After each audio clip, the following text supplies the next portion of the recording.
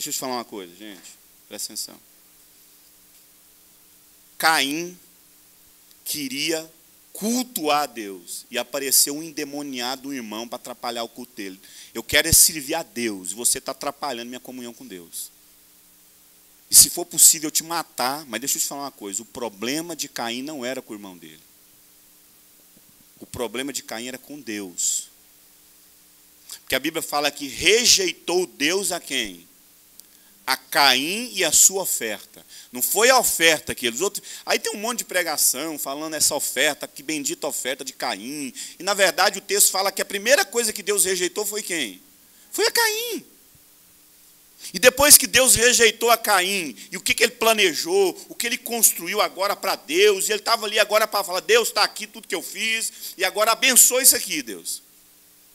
E na hora que Deus não quis aceitar aquilo que Caim propôs para ele, o que Caim fez?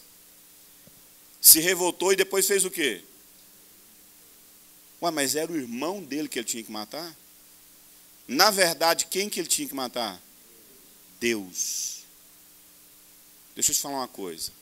Os problemas que nós temos com as pessoas não são com as pessoas, viu? É com Deus que a gente tem problema. Só como a gente não pode matar Deus, a gente mata o nosso irmão.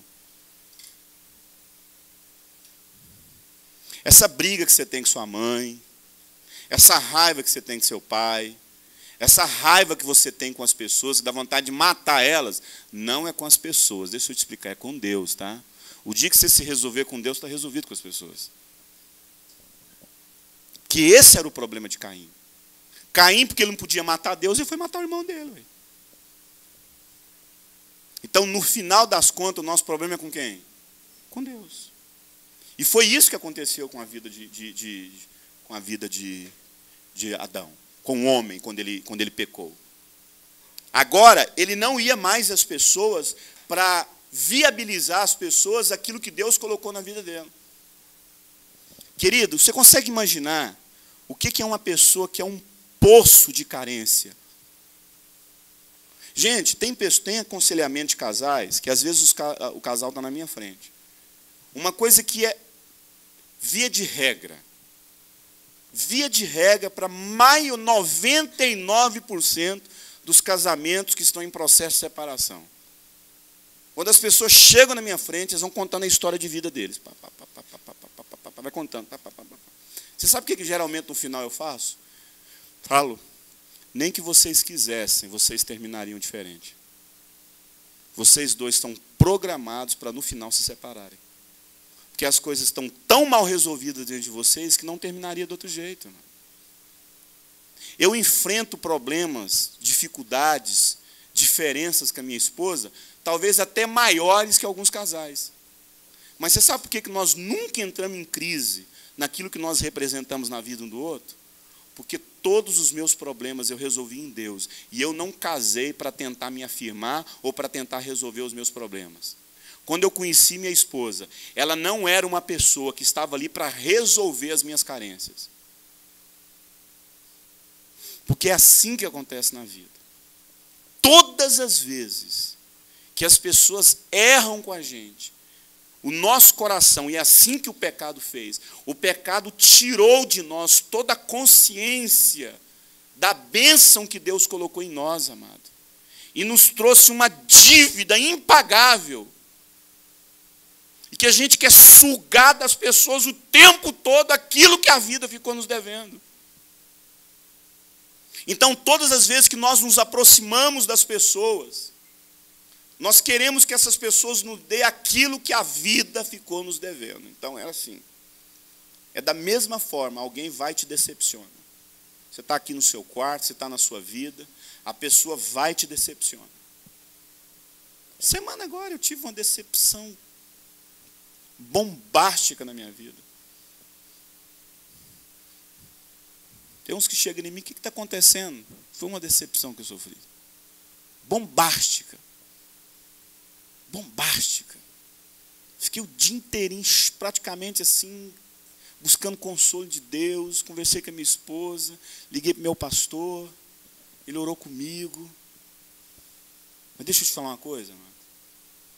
A consciência do crédito está aqui, ó. Você sabe por quê?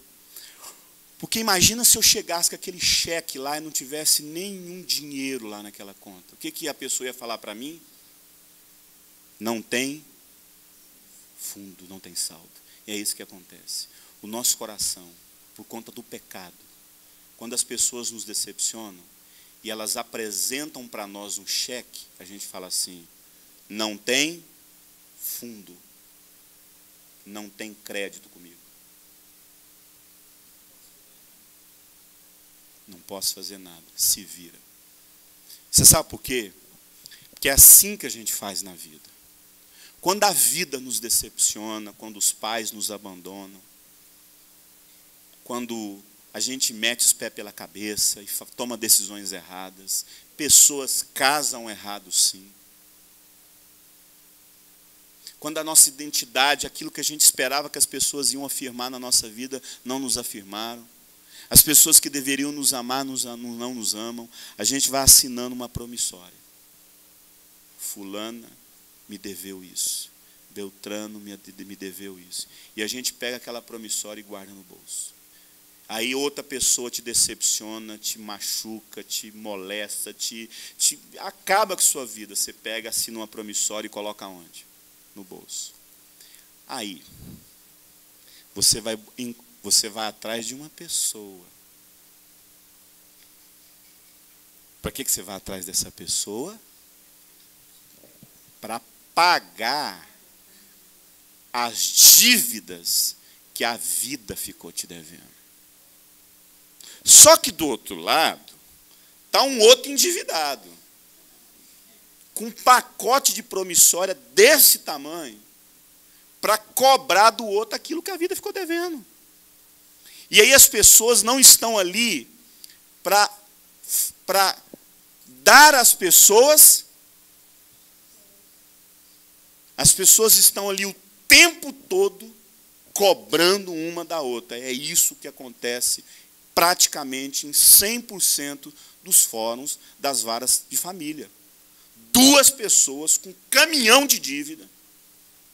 Se não bastasse as dívidas que elas acumularam, agora tem um monte de dívida. Quem é que administra isso? Por isso você está entendendo agora por que as Escrituras dizem que Cristo rasgou toda a cédula de quê, amado?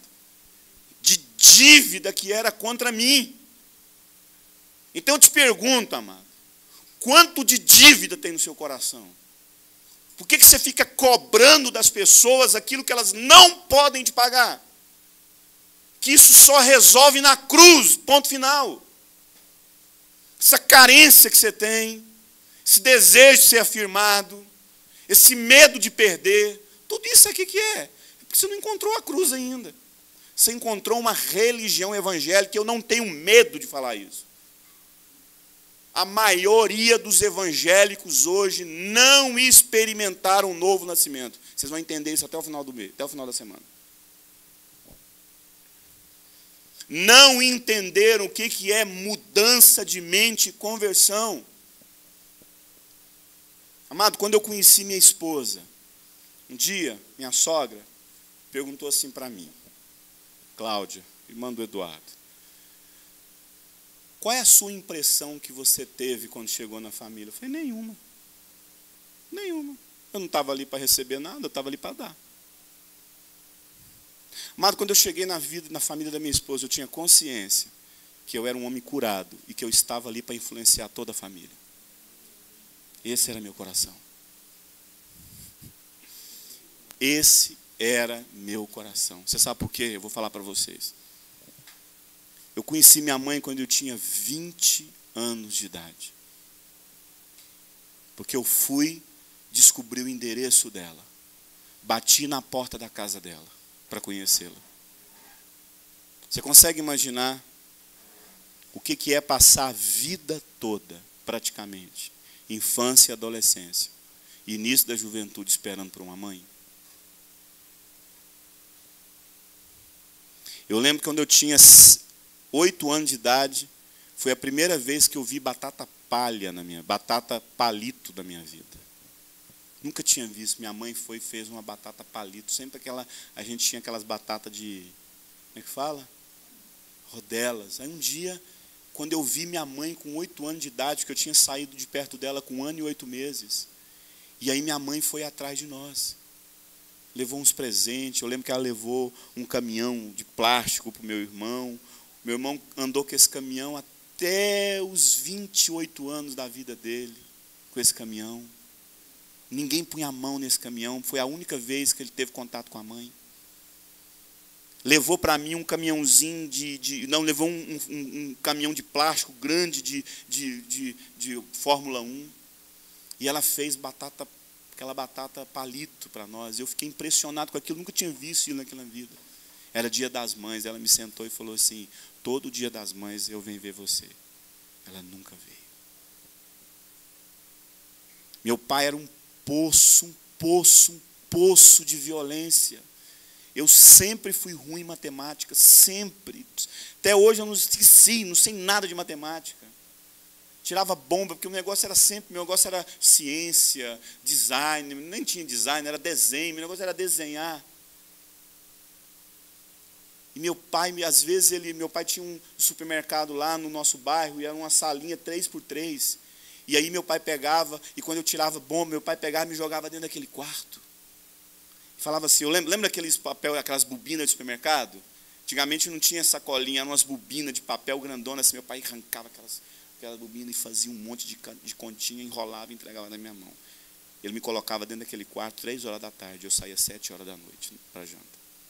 E se eu não respondesse aquilo, eu levava uma surra em cada equação que eu errasse. Eu lembro uma vez que eu cheguei em casa, não foi nem eu que desenhei, meu pai, foi um colega que desenhou no caderno Tilibra, aqueles cadernos Tilibra de verde quadriculado, ele desenhou um desenho pornográfico. Meu pai, quando eu cheguei na sala, assim, na cozinha, eu já levei uma cintada nas costas, assim, porque eu tive que comer toda a capa do caderno. A vida do meu pai era falar: olha, eu quero mais é que você morra. O dia que eu aprendi a andar de bicicleta naquelas bicicletas cargueiras, porque antigamente a gente entregava o bujão de gás nas casas. E aí eu tinha que aprender a andar de bicicleta para entregar o bujão de gás. A vida do meu pai era nos espancar, bater, mas não era essa surra, não, era soco mesmo. Meu pai era lutador de boxe. O nariz dele, eu lembro que entrava para dentro. Porque o lutador de boxe, eles quebram isso aqui, né, e entra para dentro. A minha vida inteira, e desde quando eu conheço por gente, desde quando eu lembro da minha infância, da minha adolescência, era imaginar o dia que eu ia fugir de casa. Meu sonho era ser o Batman. Meu sonho é porque o Batman ia fugir no mundo. Minha vida era fantasia. Minha vida era gibi, porque só no gibi eu conseguia desligar daquele inferno que era a nossa vida. A vida do meu pai era bater. Meu irmão apanhou também tanto que ele fugiu de casa, usou uma overdose e ficou louco dentro de casa. Usou uma overdose que deixou ele maluco. Meu pai internou ele durante 6 anos em clínicas de manicômios pelo Brasil. Vários manicômios. Às vezes a gente estava na sala assim, meu irmão acordava, quando ele pulava, entrava na sala nu. Meu pai espancava ele, batia nele demais. Era um inferno. Até o dia que, depois que eu não aguentei aquilo tudo, eu consegui achar uma proposta de trabalho em Uberlândia. Eu, com 18 anos, eu sumi de casa. Fui morar em Uberlândia. Depois de 2 anos que eu estava em Uberlândia, eu recebi a notícia que o meu pai havia matado meu irmão a facadas. Aí você consegue imaginar o poço de dívida que havia no meu coração. Eu odiava tudo, todos. Você não tem noção, talvez você tenha, o quanto a vida me devia. O quanto a vida me devia. Na igreja, estava lá na igreja, mas a vida me devia. Uma mãe que me abandonou, um pai que era um louco dentro de casa, que batia, que infelizmente eu falo para Deus, sabe? Falo para Deus, falei: Deus, as pessoas precisam entender isso, que enquanto nosso coração estiver tomado de dívidas, de cobranças, a gente mata as pessoas. Eu vejo as pessoas dar início em namoro, que eu falo, cara, isso não vai dar em nada. Eu sei o que isso faz.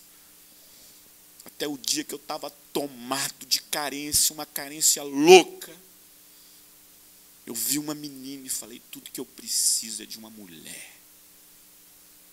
Olhei para aquela menina, engravidei ela. Em um ano de casado, nós já estávamos nos odiando. Num fórum de divórcio, nos separando. Por quê? Porque eu era completamente doente e ela também. A história dela nem se fala, de tanta cobrança. Então, queridos, até o dia que eu cheguei à conclusão que eu tinha que parar com a vida, eu vim para cá. Há 5 anos atrás, sentei numa sala de aula como você aí, e chorei praticamente 1 ano naquela salinha onde é King's Kids. Chorei todos os meus pecados. Chorei tudo. Eu lembro que uma das primeiras coisas que Deus falou comigo foi quando Ele me ministrou muito no meu coração. E uma palavra que Deus falou muito comigo foi aquela a respeito de Pedro e Judas. Um dia o mundo cai na nossa cabeça. Se não caiu na sua cabeça, com certeza um dia vai cair. Um dia o chão abre. E a gente tem que encarar a vida com responsabilidade e buscar em Deus a restauração. Foi assim na vida de Pedro e foi assim na vida de Judas. Até o momento onde Judas e Pedro, até o momento em que o mundo desabou na cabeça dos dois, os dois eram idênticos, sem tirar nem pôr. Pedro queria ensinar Jesus a ser Deus e Judas queria ensinar Jesus a ser um excelente líder e político. Mas um dia o mundo cai na cabeça dos dois. Mas cada um toma um caminho diferente na vida. Pedro, quando faz tudo errado, amados, ele vai chorar. Vai chorar. Chorar. E Judas vai buscar culpados. Judas pegou o preço da traição, o dinheiro, e foi aonde, amado? Foi até os sacerdotes. Jogar na cara dele, olha, aqui está o preço da traição. E o que os sacerdotes fizeram?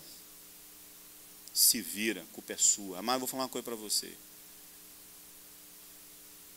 Quando a gente faz tudo errado na vida, no final, somos nós que temos que calcular as dívidas e assumir os prejuízos. Mas Judas não, Judas foi jogar na cara do povo. E na hora dele ficar lá buscando, mas o culpado é o pastor que não me visitou. O culpado é a mãe dessa mulher que nunca me aconselhou. O culpado é essa igreja que nunca visitou minha casa. Por isso meu casamento virou essa porcaria. Sabe o que é isso? Buscar culpados, amado. Foi isso que Pedro fez? Não, Pedro, amado. Foi ocupar a mente dele. Eu estava numa depressão há quase 2 anos. E Deus me fez uma pergunta. Eurípides, o que você acredita na sua vida?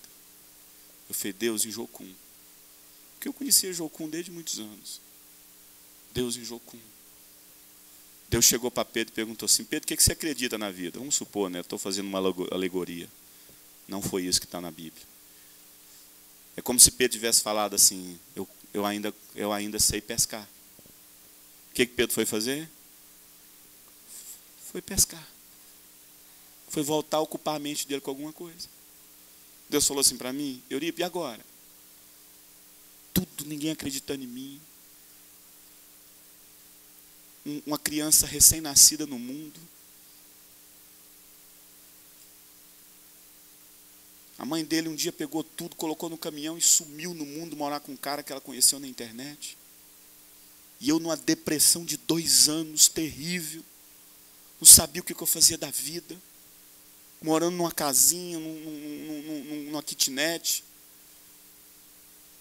todo final de semana, pegava a garota de programa, levava para aquele quarto, chorava a noite toda, um vazio dentro de mim, uma depressão, não sabia, não tinha coragem de me matar, porque eu sabia que eu ia para o inferno. E Deus falou assim comigo: o que você acredita, Deus? Eu falei: Deus, em Jocum. Deus falou: então vai para lá. E eu vim para cá, mano. Fui um dia num pregão, falei: compra tudo, gente. O cara foi lá, comprou meus móveis, tudo, eu trabalhava numa revista. Eu era diretor de arte de uma revista.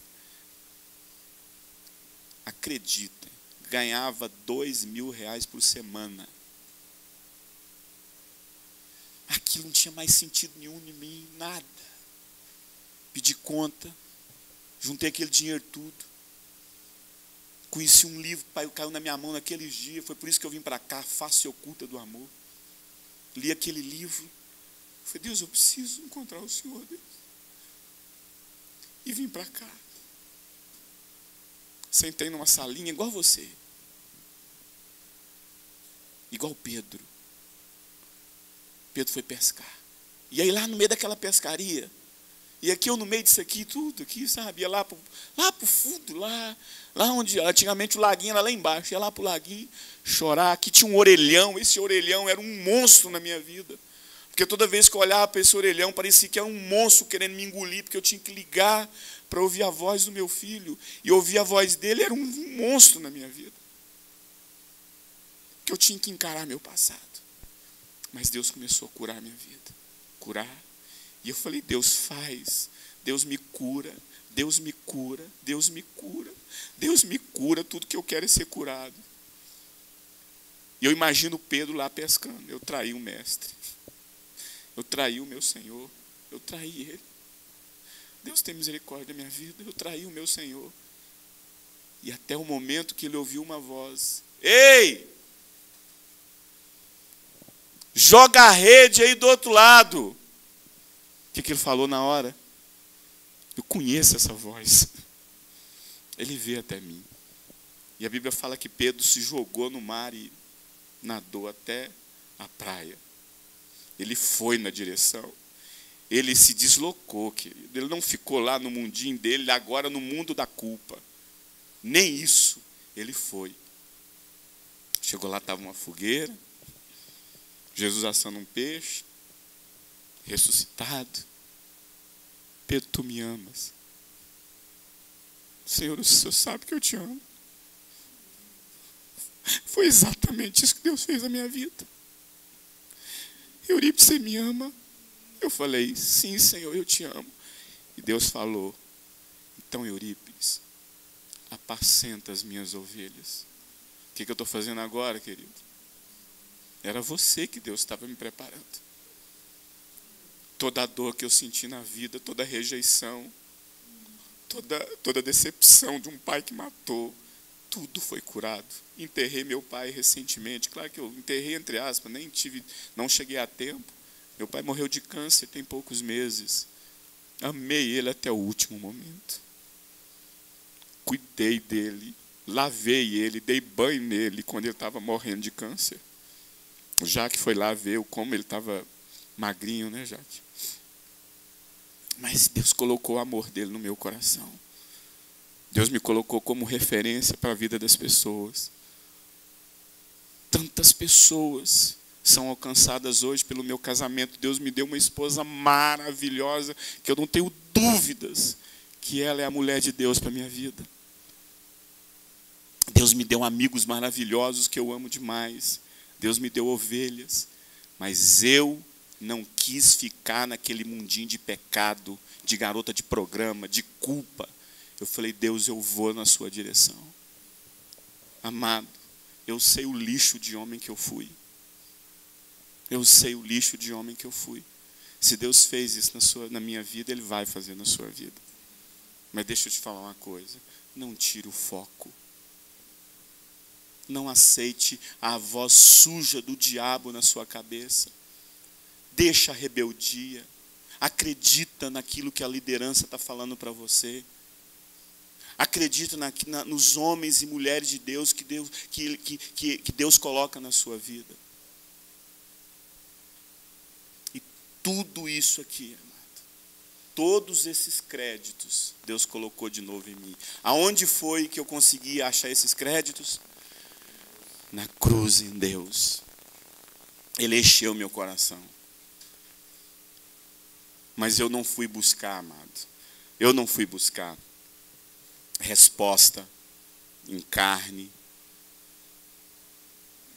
Seu corpinho não vai te ajudar. Seu galanteio não vai te ajudar. Seu dinheiro não vai te ajudar. Suas manipulações, sua raiva, sua mentira não vai te ajudar. Você tem que desistir de você. Um dia eu estava aqui e logo no segundo dia que eu estava aqui, uma mulher de Deus chegou e ela me viu, e ela viu na hora que Deus falou com ela assim: esse é meu filho. Ele estava perdido e foi achado. Estava morto e ressuscitou. Amado, se Deus fez isso na minha vida, e através da minha vida Ele alcançou tantos amigos meus, tantas pessoas que Deus fez, que Deus usou e tem usado o nosso ministério para alcançar. Amados, eu sei que você pode ir muito mais além. Muito mais além. Muito mais além. Mas entenda, não há pecado que Deus não possa perdoar. Não há vida que não possa ser refeita. Mas enquanto existir resistência no nosso coração, enquanto a gente não colocar a boca no pó e gritar: misericórdia, miserável homem que sou, enquanto você olhar para dentro de você e achar que ainda ninguém pode mexer nisso, não, isso aqui não, eu sou muito, não, quem é essa pessoa para dizer isso para mim? Olha a minha família, olha a minha história de vida, olha a minha idade, quem que é isso? Não, amado, não, amado, se renda 100%. Olha, todos esses débitos, Deus foi arrancando o meu coração. É claro, de vez em quando eu estou lá, de repente eu olho o meu bolso, o que eu acho? Uma notinha promissória. E aí o que eu tenho que fazer com essa nota? Rasgar. Amado, as duas coisas que mais destrói relacionamento é comparação e cobrança. Comparação e cobrança. Eu lembro quando eu conheci minha esposa, ela falou uma frase para mim que eu nunca esqueci. Ela falou assim: você vai viver comigo o que você tem que viver, e não aquilo que você não viveu. Não queira viver comigo aquilo que você não viveu no passado. A nossa história é única. Eu lembro uma vez que eu olhei para minha esposa e falei assim: por que eu não te achei antes? Ela respondeu para mim: porque Deus me ama.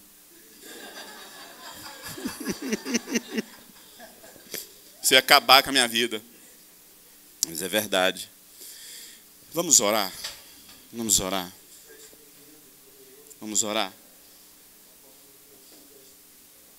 Abaixe sua cabeça aí. Deus, eu quero tantas coisas estão surgindo no coração desses amados, Deus. Tantas coisas. Tantas coisas estão surgindo no coração deles, Pai. Eu quero te pedir agora, em nome de Jesus, Senhor, que o Senhor cure, Deus.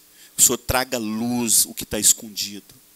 Que o Senhor quebre todas as resistências do coração desses irmãos, ó Pai. Que eles se rendam 100% e creem que o Senhor é poderoso para recomeçar. Tantas decepções, tantos abandonos, Senhor. Tantos pecados, tantos erros, Senhor, venha com teu sangue, recomeçando, trazendo novidade de vida, Senhor. A sua vida venha sobre o coração de cada amado.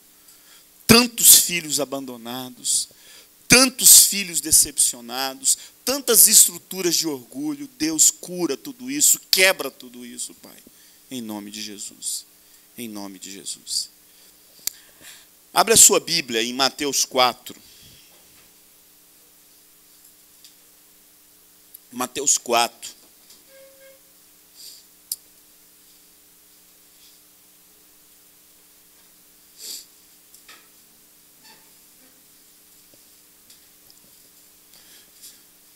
Deixa aberta aí Mateus 4.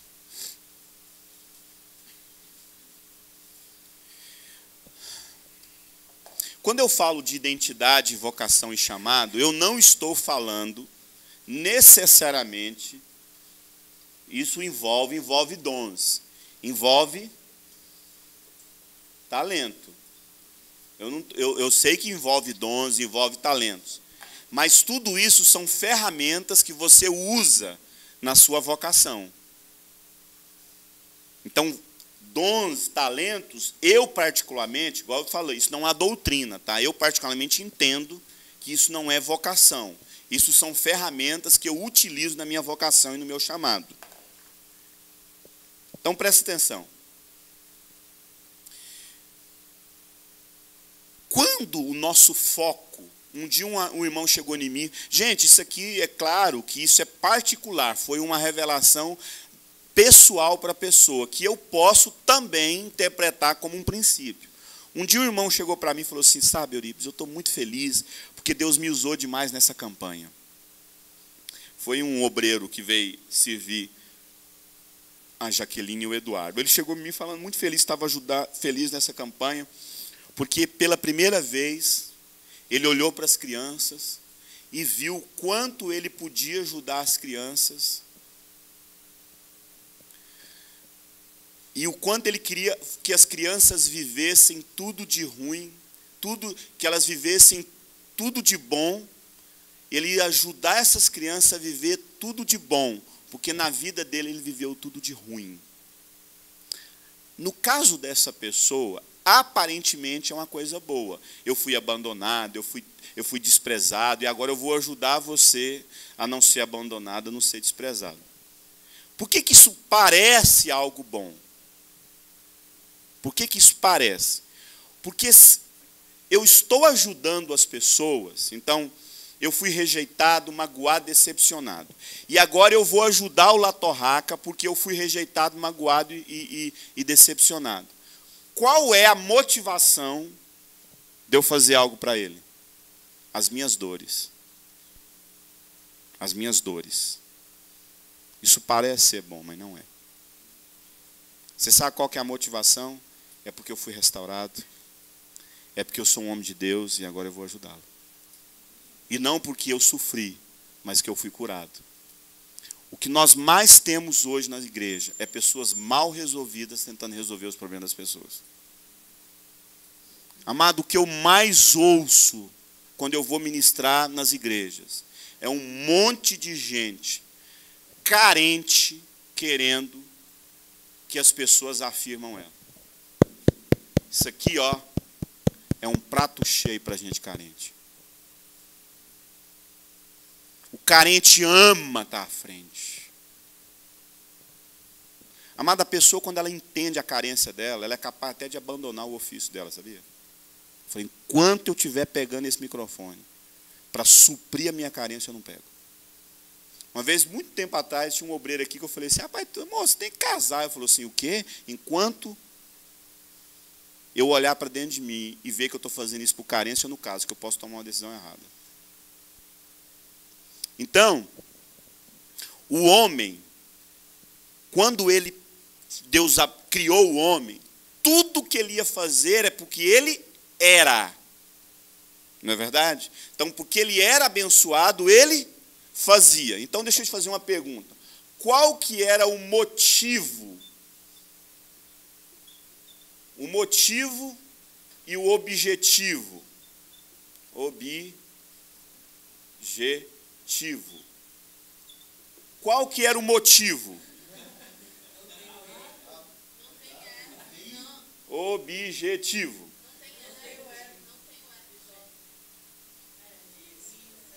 Qual que era o motivo? Ah, tu entendeu?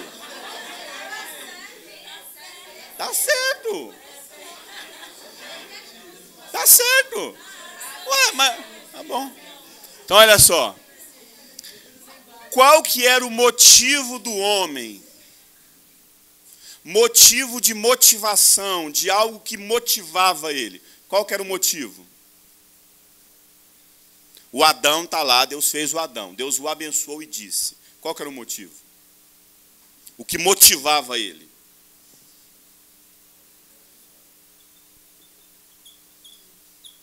qual que era o objetivo? Encher. Encher, frutificar. Então, qual que era o motivo? Qual que era o objetivo?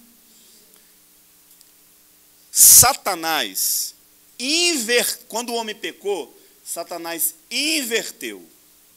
Então, agora, o motivo do homem é o quê? E o objetivo? Então, hoje, a maioria das pessoas estão lotando as nossas igrejas. Qual que é o objetivo da vida delas? A bênção. Você percebe que hoje as pessoas estão casando para quê? Para ser abençoado. Por isso que elas se frustram. Sabe o dia que eu vou ser abençoado? O dia que eu fazer isso. Sabe o dia que eu vou ser abençoado? O dia que eu tiver essa pessoa do meu lado. Então, aquilo que deveria ser o motivo, o que me motiva, passa a ser o quê? O meu objetivo. Como é que eu posso entender isso melhor? Vamos imaginar que uma reta. Qual que é a melhor distância entre um ponto e o outro? A reta. Então, imagina uma reta. Essa reta, você vai imaginar aí uma distância entre Curitiba e Londrina. Numa linha reta, imaginou? Então, uma linha reta, Curitiba. Então, qual que era, de onde eu estou saindo? Qual que é o meu objetivo? O que significa pecado?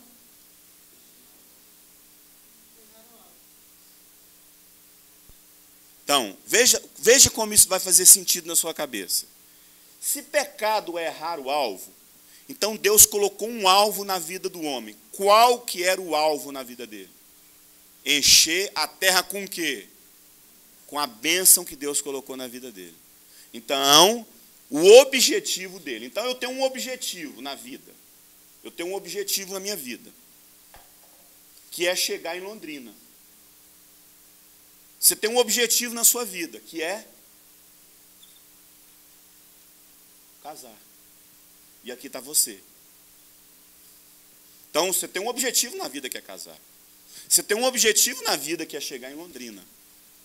Então, agora, eu vou usar os elementos aqui, e você coloca isso nos objetivos que você tem na sua vida, profissional, seja lá o que for, ministerial. Tem gente que o objetivo dele é um CD, gravar um CD. Tem gente que o objetivo na vida dele é ser um pregador. Então, cada um tem seus objetivos. Mas agora vamos pensar na perspectiva de uma estrada. Curitiba, Londrina. Então, agora imagina aí uma estrada maravilhosa, privatizada, tapete. Imaginou? Imaginou? Aqui do Paraná é fácil imaginar isso. Lá no Goiás é um pouco difícil. Então, assim, imagina uma estrada reta, linha reta, e essa estrada é maravilhosa. Deixa eu te fazer uma pergunta. Essa estrada te ajuda ou piora você alcançar o seu alvo? Maravilha? Então, essa estrada, ela ajuda você a chegar mais rápido aonde? No seu alvo. Agora, imagina um ótimo motorista. O Eduardo deve estar pensando, eu. Então, imagina o melhor motorista. Imaginou? Dá um bom motorista aí. Vou dar uma colher de chá para o Eduardo. Para o Eduardo lá. Vamos imaginar o Dantas lá. Ele é o motorista. Então, excelente estrada. Excelente motorista. Agora me imagina aí o melhor carro que você puder imaginar. Hã? Não, não é o do Eduardo, não. Uma Land Rover. Como é que escreve? Land. É. Então imagina aqui a Land Rover. O melhor carro de viagem. Motor zero, tudo zero. Gasolina zero, tudo. Deixa eu te pergunto. Terra boa, presta atenção. Estrada boa. Motorista excelente, carro bom. Deixa eu te falar uma coisa. O que isso vai fazer na sua vida para você alcançar o alvo? Vai só te ajudar. Tudo isso é fator positivo para você alcançar o seu alvo. Amém? Agora pensa isso num casamento. Estrada boa. Maridão bom. Casa boa. tudo maravilha. Qual que é o alvo? Então você imagina aí seus objetivos na vida. Mas vamos imaginar, lembra que eu falei sobre motivação? Então tudo isso aqui, amado, é o que te motiva, o que te leva. Beleza? Tudo isso te motiva ao seu objetivo. Aí você vai na estrada. Imagina você pegando a estrada agora. Só que no meio do caminho, num determinado momento aqui, no meio do caminho, você vai parar para fazer um lanche. Para lá num grau e vai fazer um lanche. E aí quando chega aqui, você já viu quando você está viajando, você perde um pouco a noção de sentido? E aí quando você vai na estrada, você está num ônibus, parece que você está voltando, você fica meio sem noção se você está indo ou está voltando, aí você fica, mas parece que eu estou voltando.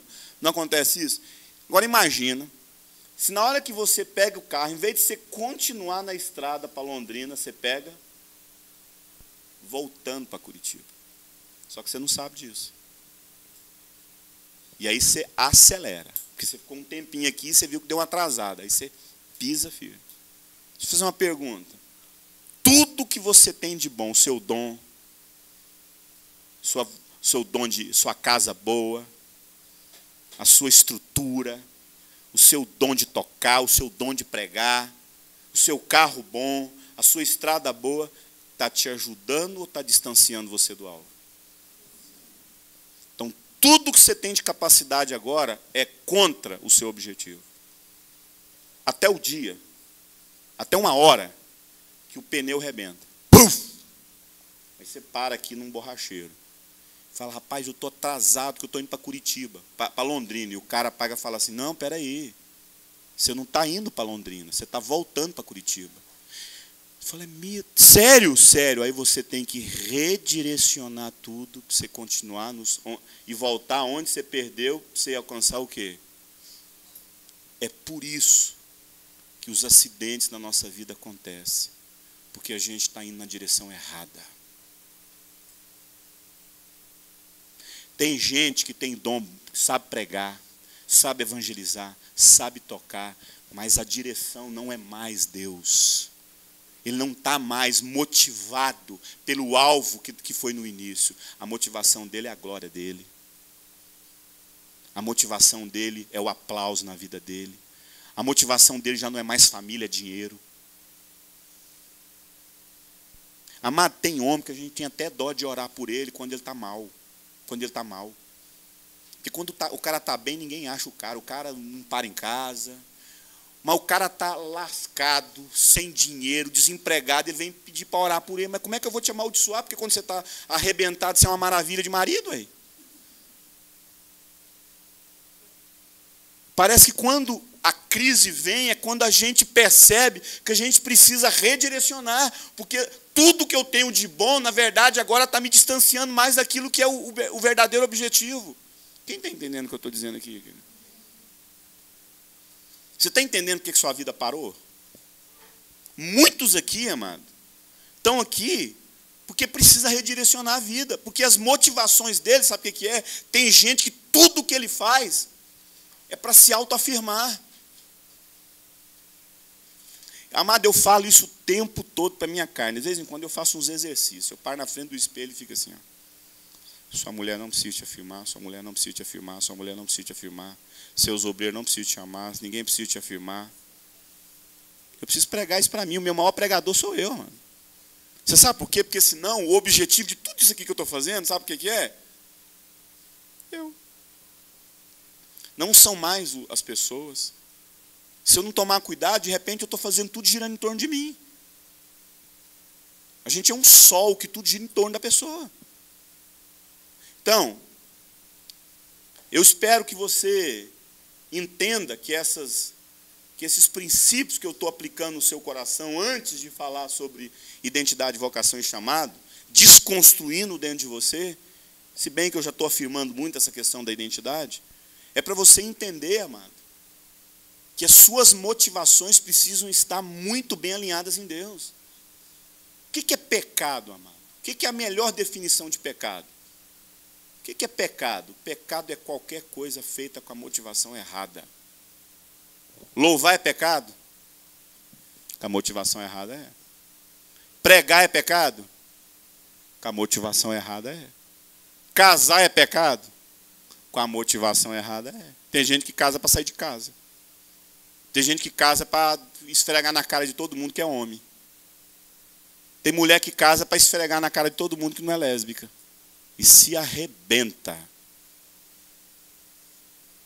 Se arrebenta. A vida dele, a vida dela e a vida de muita gente em volta. Pecado é qualquer coisa feita com a motivação errada. Porque a gente acha que pecar é só matar, roubar, prostituir. Não, irmão. E a igreja também é pecado com a motivação errada. Pecado é qualquer coisa feita com a motivação errada e qualquer coisa que te domine. Comer é pecado? Deixa isso te dominar. Qualquer coisa que domine você e tome os seus sentidos. Não há sentido na sua vida se você não estiver fazendo isso. Isso se torna pecado. Você está com Mateus 4, 1 a 3 aberto aí? Eu vou ler e vocês me acompanham. Mateus 4, de 1 a 3. Então Jesus foi levado pelo Espírito ao deserto para ser tentado pelo diabo. Depois de jejuar 40 dias e 40 noites, teve, diga comigo, cuidado com minha fome. Depois de jejuar 40 dias e 40 noites, teve fome. E o tentador aproximou-se dele e disse, 3, se você é filho de Deus, mande que essas pedras se transformem em pães. Me responde, qual foi a hora em que Satanás veio para tentar Jesus? Quando ele viu na vida dele uma necessidade. Cuidado com a sua necessidade. Cuidado com o seu apetite. Cuidado com aquilo que você está gritando dentro de você. É nesse momento, são nessas áreas que Satanás vem para te tentar. Jesus foi levado pelo Espírito ao deserto para ser tentado pelo diabo, o texto diz. Depois de jejuar 40 dias e 40 noites, ele teve fome. A falta de alguma coisa sempre será um dos maiores ambientes de tentação. Você sabe quando é que você tem que casar? Quando você não precisa casar. Sabe quando é que você tem que namorar? Quando você não quer namorar. O melhor momento para você saber que você está pronto para casar é quando você não quer casar. Amado, o pior momento para você começar um relacionamento é o momento que você mais quer alguém. Isso pode ser um sinal de que você está sendo conduzido não pela voz do Espírito, mas por uma carência descontrolada dentro de você. Escreve aí no seu caderno. Falta. Escreve aí. Falta. Ausência. Fome. Necessidade e carência. Vou repetir. Falta. Ausência. Fome. Necessidades e carências. Essa fome que eu estou falando aí não é fome de comida, não. Se bem que tem uns também que são tentados por isso. É fome de alguma coisa. É aquilo que Satanás falou para a mulher. Coma tudo. E a gente vai chegar agora num texto que fala sobre isso. Olha essas palavras aí. Falta, ausência, fome, necessidade e carência. E agora eu queria te fazer uma pergunta. Olha para esses textos aí. Enquanto você olha para essas palavras aí, eu queria te fazer uma pergunta. O quanto disto ainda domina a sua vida? O quanto dessas coisas ainda são gritantes dentro de você? Abra sua Bíblia em Filipenses 3,18. Filipenses 3,18. Filipenses 3,18. Filipenses 3,18. Agora eu vou responder a pergunta da irmã lá. A pergunta da Ana Paula. Filipenses 3,18. Pois como já lhes disse repetidas vezes, e agora repito com lágrimas. Olha só a expressão de Paulo em Filipenses 3,18, Celso. Ele fala de lágrimas. E ele já falou isso repetidas vezes, e agora ele está chorando. Chorando, repetindo para as pessoas. Gente, vocês precisam entender isso. Gente, para Paulo falar. Que várias vezes ele repetiu. E agora ele está falando isso em lágrimas, porque a coisa é o quê? A coisa é séria. Olha só o que ele diz. Pois já como disse repetidas vezes, e agora repito em lágrimas, há muitos que vivem como inimigos da cruz. Agora Paulo vai falar quem que é inimigo da cruz. Meu Deus, inimigo da cruz de Cristo. O centro da mensagem, o centro de tudo é a cruz. O centro de tudo é a cruz. E a Bíblia, Paulo fala que essas pessoas são inimigas da cruz. Quem são essas pessoas? Quanto a estes, o seu destino é a perdição. E quem que é o Deus dessa pessoa? Presta atenção aqui agora, gente. Quem que é o Deus que eu falo que hoje as pessoas não estão achando que estão servindo? Que não é Deus. Então eu te pergunto, em cima desse texto aqui que Paulo fala que o Deus dessas pessoas que são inimigas da cruz, o Deus dela é quem? Ela mesma. Satisfazer a vontade. A maioria das pessoas hoje procuram as igrejas, não é porque elas acreditam em Deus, é porque elas querem satisfazer os seus ventres. É um apetite, elas querem tudo, e se elas terem que dizer que Deus é que tem que fazer isso, elas constroem um Deus. Então presta atenção. A Bíblia fala que o princípio do ídolo é: tem boca, mas não, tem olho, mas não, tem ouvido, mas não, tem braço, mas não toca, e tem perna, mas não anda. Assim se torna aquela pessoa que cria o Deus. Então, deixa eu falar uma coisa. Já viu aquela pessoa que cria uma coisa na cabeça dela? Aquilo se chama um Deus, amado, que ela cria. E aquele Deus é fruto das carências dela. Por isso que eu falo, não case até que você tenha consciência de que suas necessidades, as suas dúvidas estão resolvidas em Deus. Senão você vai criar um Deus na sua vida. Você vai chamar esse Deus de esposa e de marido. E aí quando você chega diante desse marido, você fala com ele, e ele não. Você pede para esse marido andar, mas ele não. Você pede para ele enxergar, ele não enxerga. Por quê, amado? Porque foi você que criou ele. E é um ídolo. E o ídolo não expressa nada. Então, muitas das vezes, nós estamos ali achando que estamos falando com Deus, e estamos ali gritando Deus, e querendo convencer Deus como é que as coisas estão, e a pessoa não está diante de Deus, ela está diante de quem? Dela mesma. Das carências dela, dos medos dela, das ansiedades, das culpas. E por isso que a gente tem a sensação que Deus nunca vem. Por quê? Porque nós estamos diante de quem? Diante de nós mesmos, queridos. Respondeu a pergunta? É isso que acontece, querido. Então eu convido você, não sei como é que é isso, a mudar de Deus nessa noite. A mudar de Deus. Eu não vou servir mais esse Deus, não. Esse Deus só acaba comigo. Eu quero conhecer o Senhor, Senhor. Eu quero conhecer o teu caráter. Eu quero aprender a ouvir o Senhor e a depender do Senhor. Então, isso é muito sério. Quanto a este, o seu destino é a perdição e o seu Deus é o estômago. Você percebeu que quando Jesus teve fome, foi justamente nesse momento que Satanás vem, e é justamente nesse ambiente de fome, de necessidade. A gente tem que tomar cuidado com os nossos apetites, amado. Aquilo que está latente em nós, que fica querendo, que nos impulsiona. Então, ou nós vivemos pelo que Deus comunicou a nós,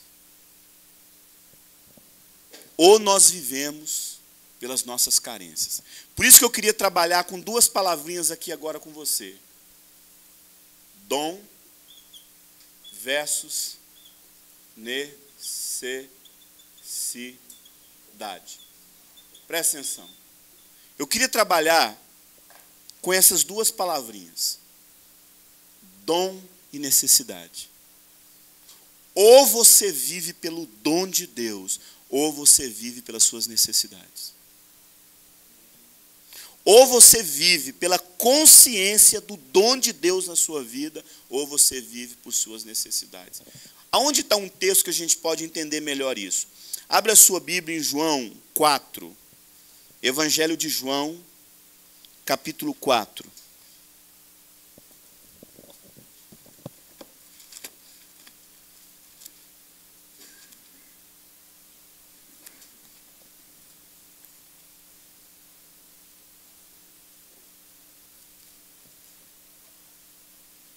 Evangelho de João, capítulo 4. Deixa marcado aí. Deixa marcado aí em João 4.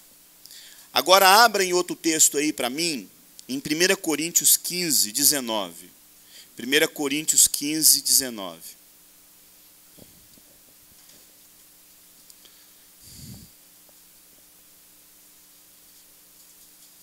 Primeira Coríntios 15, 19.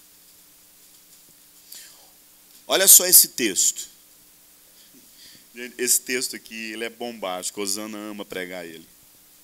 1 Coríntios 15, 19. Se a nossa esperança na macumba, é isso que está falando aí? Se a nossa esperança no ídolo, se a nossa esperança no orixá, se a nossa esperança na cidinha, é isso? A nossa esperança em quem, amado? Se a nossa esperança em Cristo se limita apenas às necessidades dessa vida, somos os mais infelizes dos homens.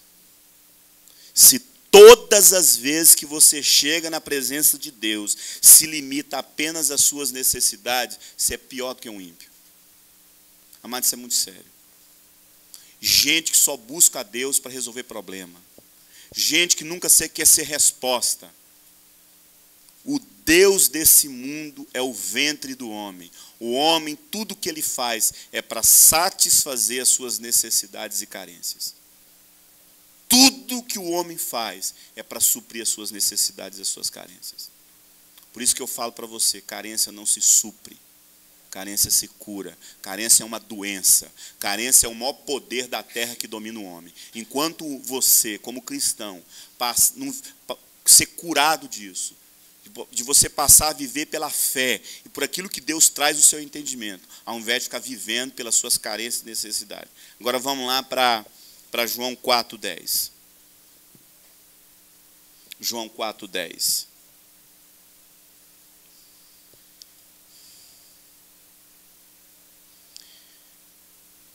Jesus lhe respondeu. Quem que é, ele está falando com quem aí, amado?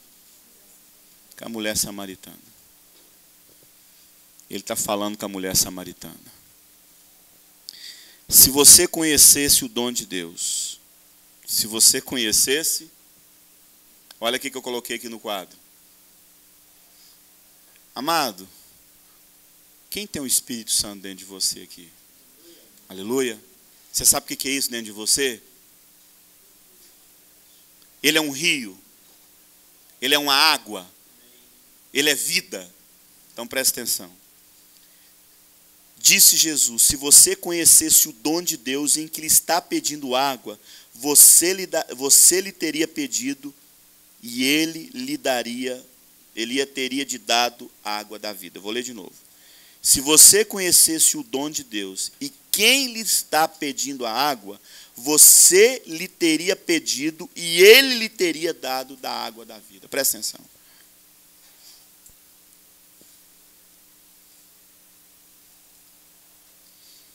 Por que a maioria de nós, quando a gente se relaciona com as pessoas, e as pessoas vêm até nós, a gente tem uma sensação que está sendo roubado? Deixa eu fazer uma pergunta. Se você pegar um balde d'água, ir numa caixa d'água, e tirar uma água de lá, aquela água foi tirada? Está faltando uma água ali? Mas se você pegar um balde e ir numa fonte, e pegar um balde de água, você tá faltando alguma coisa ali? Por quê, amado? Sempre. É isso que acontece na sua vida. Você vive sentindo que alguma coisa está faltando na sua vida. Você vive achando que é um vazio dentro de você, porque até hoje você não entendeu que você é fonte. E enquanto você vive nessa sensação de falta, é porque você não entendeu da água da vida e o dom de Deus na sua vida. Ah, roubaram de mim.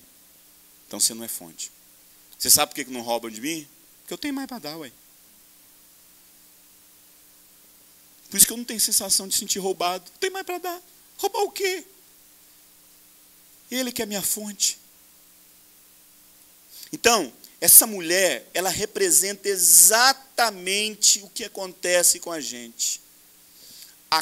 Então, Eurípides, qual que é a cura para nossas carências? A cura para as nossas carências é o dom de Deus na nossa vida. Ele nos completa, Ele nos enche. Eu não preciso que você me preencha, porque eu já fui preenchido por Deus. Você não está vindo para a minha vida para preencher um vazio que existe dentro de mim, porque eu sou fonte.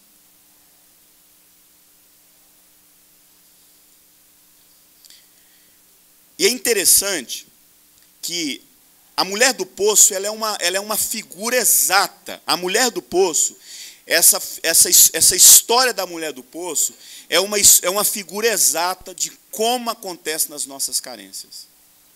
Porque aquele balde ali representa o quê, amado? Uma mulher que sempre tinha que ir no poço para fazer o quê? Legal.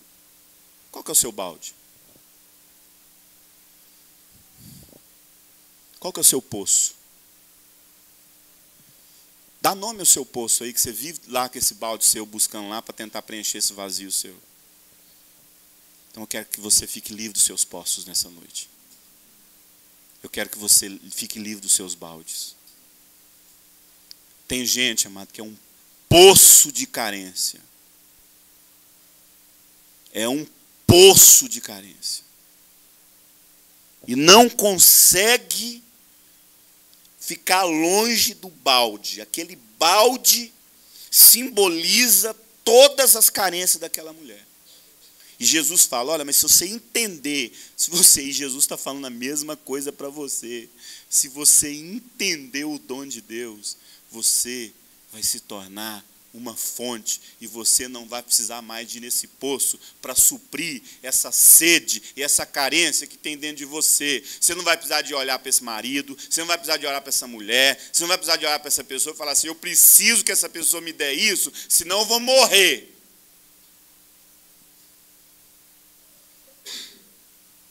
Você tem que falar para você, Deus, eu preciso entender que dom é esse, Pai.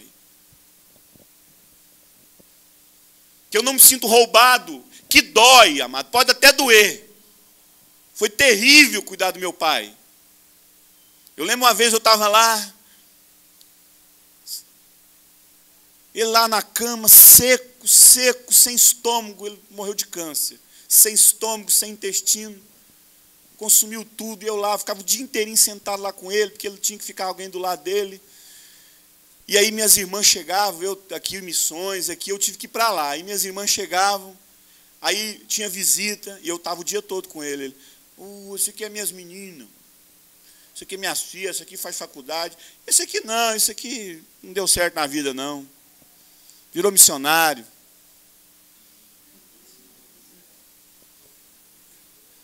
Eu lembrava daquelas cenas dele me espancando tudinho. E eu falava, meu pai não me deve nada. Meu pai não me deve nada. Meu pai não me deve nada. É assim que você precisa entender. Você é fonte. Mas na hora que as crises vêm, Na hora que elas estão largando do marido pela terceira vez. Na hora que elas estão trocando de marido, quem que elas lembram? Oripim, assim que elas me chamam. Oripim, pelo amor de Deus, Oripim, eu estou querendo largar do meu marido. Aonde elas querem ir? Na fonte. Amado, se você entender o dom de Deus, esse poço, esse balde, esse poço de carência seu vai secar. E você vai ser uma fonte. E às vezes Deus faz os poços secar mesmo. Para a gente entrar em crise mesmo, entendeu? E às vezes os nossos poços precisam secar e a gente vai lá com um balde lá e descobre que não tem mais nada. E vai secar, e tem que secar. Porque Deus quer fazer você fonte. Amém? Existe, amado, 3 doenças na vida do homem. 3 doenças que são fundamentadas nessa carência. Que a Bíblia fala muito forte disso. A primeira doença é a vaidade. A vaidade. A segunda doença da alma do homem é a ansiedade. Você quer saber se você é uma pessoa carente? Ansiedade. A terceira coisa é a depressão. Isso aqui são os sintomas de uma pessoa escravizada pela sua carência. Vaidade, ansiedade e depressão. O processo natural do declínio da nossa carência, das nossas necessidades, desse ventre, desse apetite descontrolado está na vaidade, na ansiedade, na depressão. O que é a vaidade? Presta atenção. O que é um cara escravo da carência? É assim, ó, presta atenção comigo. Você vai entender agora. O que é uma pessoa escrava da sua carência? É na sua vaidade.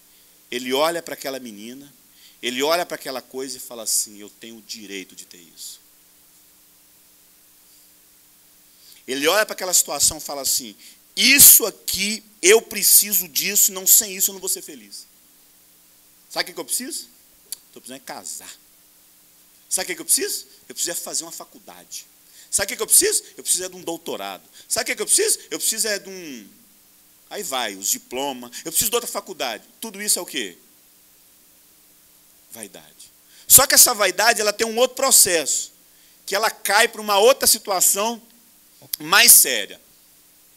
Que primeiro é, eu preciso ter isso. E aí a pessoa entra para um outro problema muito mais sério. E se eu não conseguir isso? O cara olha, mas se eu não conseguir? Aí ele já entra o quê? Na ansiedade. Ele precisa manter isso, e aí ele atropela todos, aí a ansiedade toma o coração dele, porque aí muitos até conseguem, mas eles entram o que agora? Eu não posso perder, porque se eu perder isso, agora eu vou entrar em crise, ou então, se eu não conseguir aquilo. E aí, da ansiedade, eles passam para a depressão. E qual que é a frase do cara que quando ele entra na depressão? Por que eu não tive isso por toda a minha vida? Então, o cara vai lá e olha para a menina. Escuta, gente. O cara vai lá e olha para a menina. Aí ele olha para ela e fala assim, eu estou precisando casar com essa pessoa. Aí, de repente, ele vai para a ansiedade. Ele fica em crise, porque ele tem medo de perder essa pessoa. E aí ele vai para a depressão. Perdi mesmo.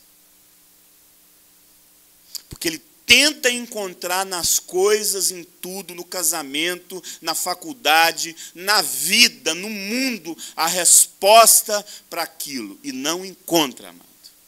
Eu não encontro. O direito de ter, o medo de ter e a amargura de não ter é a tragédia na vida do homem. Então a pergunta do doente é, eu preciso disso? A segunda pergunta é, e se eu não conseguir isso? E a terceira pergunta é, por que eu não tive isso?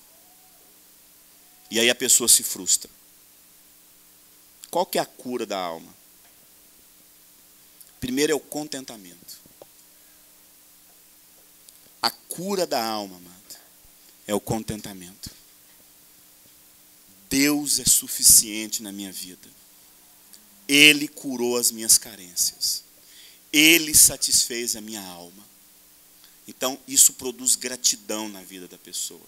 Então, se a vaidade, a ansiedade e a depressão é uma alma doente, o contentamento, a gratidão e a fé é os sinais de uma alma curada. Uma pessoa que encontrou em Cristo o contentamento da vida dela. É aquilo que Jesus falou. Se você soubesse o dom de Deus na sua vida, você vai se tornar, porque a água que eu te der para beber, você será uma fonte a jorrar para a vida eterna. O dom de Deus na nossa vida. Você consegue olhar para Deus nesses dias? Você consegue fazer essa oração e falar: Deus, eu não quero mais viver pelas minhas carências. Gente que não consegue. Amado, amizade é a coisa mais saudável que alguém pode viver.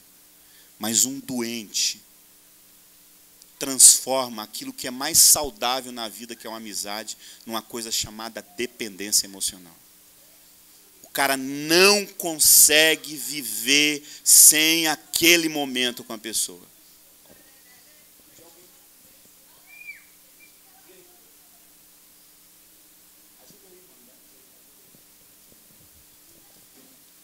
Então, amados, o dependente emocional, que é outro nome que se dá para a carência, ele faz de tudo para não perder esse outro doente que interage no relacionamento. Porque para manter a dependência emocional tem uma coisinha chamada manipulação. Ai, eu vou morrer se você me deixar. Você quer ver um filme que representa muito bem um dependente emocional? Uma pessoa isolada no mundo? É aquele filme lá, O Pequeno Príncipe. O Pequeno Príncipe. Quem que ele vive lá no mundo dele? Ele e quem mais? Ele e uma flor. Não é? Ele e uma flor. E na hora que ele falou que ele iria agora viajar pelo mundo, o que a flor fala? Como posso viver sem você? O cara conhece uma pessoa num final de semana e diz que encontrou a pessoa da vida dela. No final de semana, a pessoa se tornou a melhor amiga do mundo. Você sabe o que é isso? Carente. Eu já vi aqui nessa sala uma menina sentar com um cara e em 2 horas ela ficar completamente apaixonada pelo cara. Carência. Carência. Na última escola, me perdoe, porque você não conhece, na última escola teve um casal doente, mas doente até mandar parar. Pensa num homem doente. Pensa numa menina doente. Amei esses dois assim, de babar com eles aqui, abraçando eles, chorando de amor por eles. Mas os dois se enveredaram numa paixão louca, e nós sinalizando, e no final da conta os dois perderam a escola. Rumaram um dia aí, foram embora para São Paulo, alugaram um apartamento. Foram para São Paulo passar a virada do ano novo. Nessa história aí, ela vem para Curitiba, para encontrar, para preparar não sei o quê. Chega aqui, ela encontra o ex-namorado dela e foge com o ex-namorado. Babaca. Perdeu o etédio e ainda levou um par de chifre ainda. Carência. E aí, quando a gente senta com os caras e fala, não faz isso, aí aparece um monte de outros carentes. Ah, mas é um abuso de autoridade não deixar a gente namorar na etédio.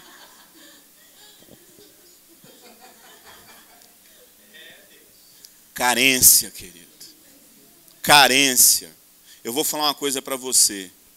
Se tem uma coisa como liderança, a gente tem que fazer é bater de frente com essas carências e ensinar o povo a depender de Deus, amado. Botou a roupinha, é por carência? Pô, agora eu vou usar, bata agora. Acabou. Enquanto essa carência ficar aqui.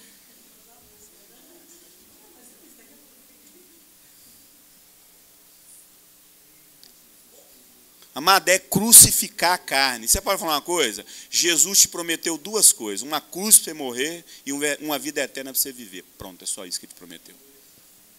Jesus fez duas promessas para você. Uma cruz para você morrer e uma vida eterna para você viver. Ponto final. E os seus poços, como é que estão? Dá nome aos seus poços aí, que você sempre vai lá buscar sua água para suprir sua carência. Dá nome aos seus baldes aí. Às vezes seu balde é sua roupa. Às vezes o seu balde é seu galanteio. Às vezes o seu balde é suas manipulações. O balde é o trabalho para se sentir aceito no meio das pessoas.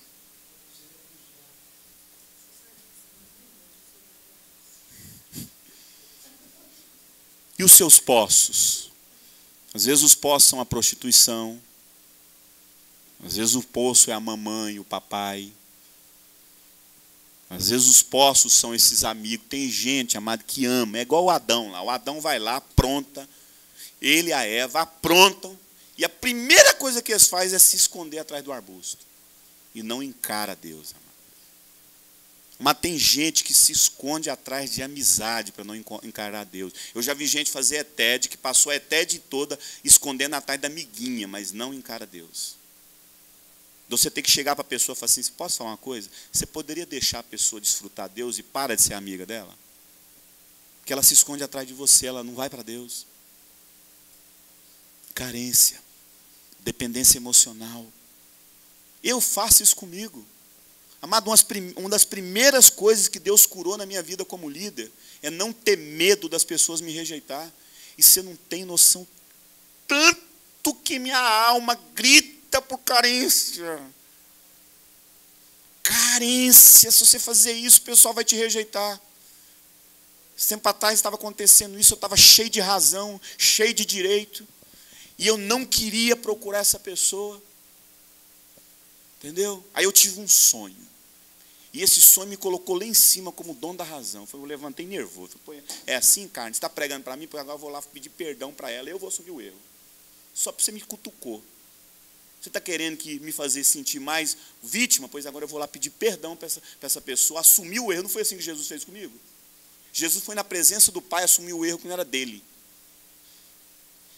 Você sabe o que é isso? Crucificar todos os dias sua carne. Não aceitar sua carência.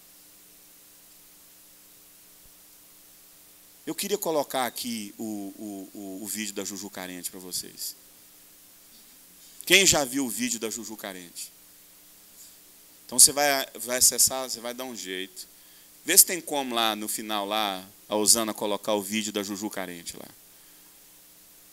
E aí eu queria que depois vocês olhassem o vídeo da Juju. Vai lá no YouTube lá e acessa o vídeo da Juju Carente. Quando terminar a aula, vamos todo mundo entrar na sala da Osana lá e ver o vídeo da Juju Carente. Vai lá no YouTube. Não. Queridos,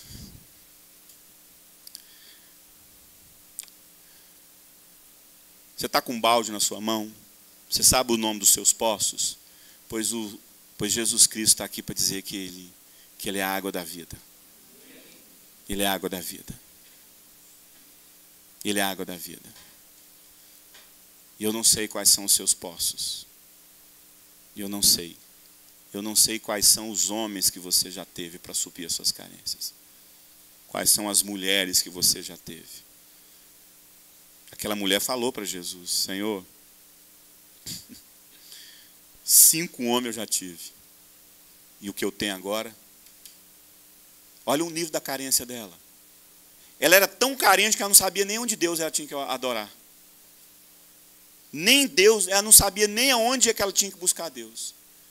Uma confusão. Ela tinha carência religiosa, carência de homem, carência de tudo.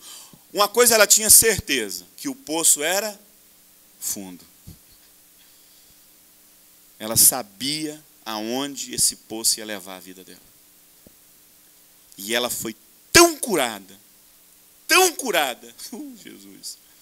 Essa mulher do poço foi tão curada na carência dela que ela não se preocupou nem com o que as pessoas iam pensar dela.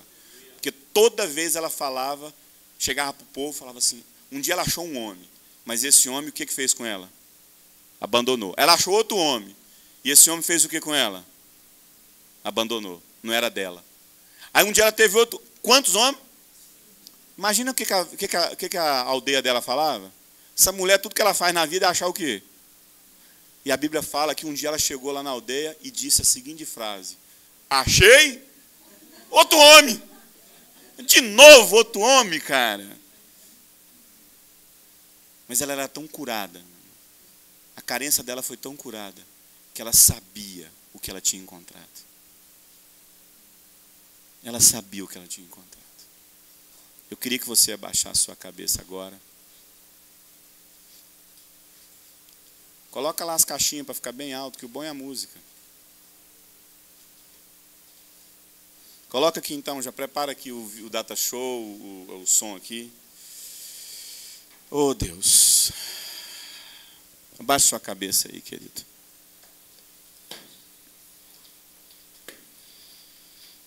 Hoje a gente vai terminar aqui rindo com o vídeo da Juju Carente. Mas antes eu queria orar com você e por você. Coloque diante de Deus, amado. Deus está mostrando regiões, áreas na sua vida que você nunca tinha imaginado. Mas Ele quer curar, amado. Deus não é irresponsável com aquilo que Ele mexe com você. Ele não é irresponsável. Ele quer curar a sua vida. Ele quer curar seu coração. Dê nomes aos seus baldes.